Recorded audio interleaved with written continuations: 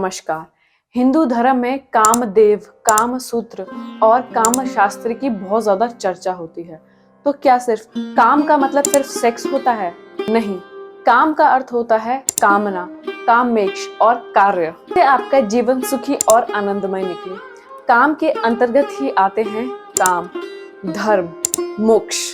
कामदेव के बारे में तो आप सभी जानते होंगे, आप सभी ने उनका नाम सुना होगा।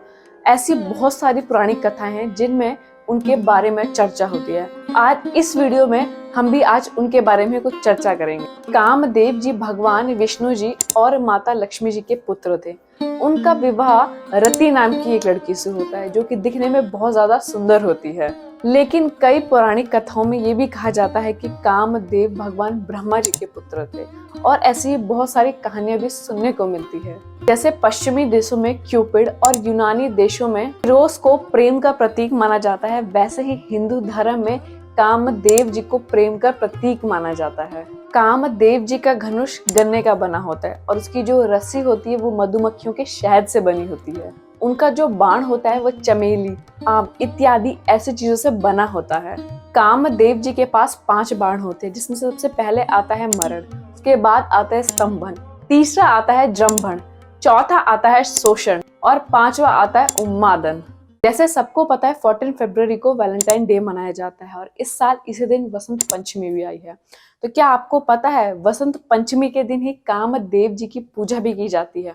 वसंत कामदेव जी का बहुत प्रिय मित्र है और इसी कारण कामदेव जी का जो धनुष है वो फूलों से बना है। कामदेव जी का एक नाम अनंग भी है, मतलब कि वो बिना शरीर के प्राणियों में बसते हैं, इसलिए वसंत ऋतु को प्रेम की ऋतु भी माना जाता है। भगवान शिव जी की पत्नी सती जी ने अपने पिताजी से अपमान सुनने के बाद उन्होंने उसी यज्ञ में आत्महत्या कर दी थी और उसके बाद उन्होंने पार्वती जी का पुनः जन्म लिया था।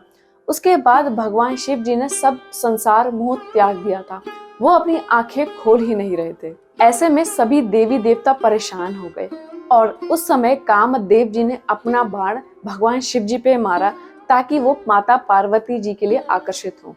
लेकिन जब भगवान शिव जी ने अपने नेत्र खोले तब उन्हें बहुत क्रोध आया और उसी क्रोध से उन्होंने कामदेव को भस्म भी कर दिया। लेकिन फिर बाद में भगवान शिव जी ने कामदेव जी को वरदान भी दिया। कुछ कथाओं में ये भी बताया जाता है कि कामदेव जी ने भगवान कृष्ण जी को भी नियंत्रण में लाने के बहुत प्रयास किया था। कामदेव जी ने भगवान श्री कृष्ण जी के साथ भी ये शर्त लगाई थी कि वो स्वर्ग से भी ज्यादा सुंदर गोपियों के लिए उन्हें आस्कत कर देंगे। भगवान श्री कृष्ण जी ने उनकी सभी शर्तें मान ली और उन्होंने गोपियों के साथ रास भी रचाया, लेकिन कोई भी ऐसी चीज भगवान श्री कृष्ण जी के मन में घर नहीं कर पाई। एक समय की बात है कि ब्रह्मा जी ध्यान में थे और उनके अंश से एक तेजस्वी पुत्र उत्पन्न हुआ। उन्होंने उससे कहा कि उन्होंने इस सृष्टि की रचना तो कर दी है, लेकिन ये सृष्टि आगे नहीं बढ़ रही है और वो उन्हें इस सृष्टि को आगे बढ़ाने का कार्य देते हैं। उसके बाद कामदेव जी वहां से अलविदा ले लेते हैं। इस चीज को देख के ब्रह्मा जी को बहुत क्रोध आया और उन्होंने कामदेव जी को ये श्राप दे दिया कि वो जल्द ही नष्ट हो जाएंगे। इससे कामदेव जी भयभीत हो गए और उनसे क्षमा याचना करने लगे। क्षमा याचना करने के बाद ब्रह्मा जी को कामदेव जी पे दया आ गई और उन्होंने उन्हें रहने के लिए 12 स्थान भी बताए और आखिर में फिर ब्रह्मा जी ने कामदेव जी को एक पुष्प का धनुष और 5 बाण लेके विदा कर दिया।